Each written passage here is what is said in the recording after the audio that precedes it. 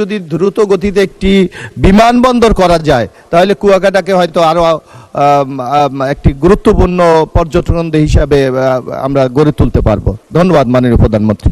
দেখুন, বিমানবন্দরের বিষয়টি হচ্ছে এটি তো স্বাভাবিক অর্থনীতির সাথে সম্পর্কিত।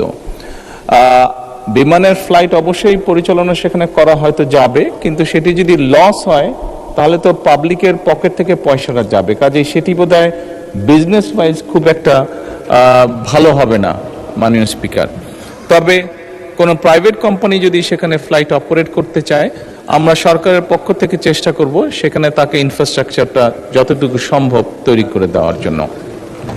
তবে অবশ্যই যাচাই বাছাইয়ের ভিত্তিতে আমাদেরকে এটি করতে হবে, কারণ সরকারের যেরকম আমরা লস চাই না, আমরা চাই না কোনো উদ্যোগ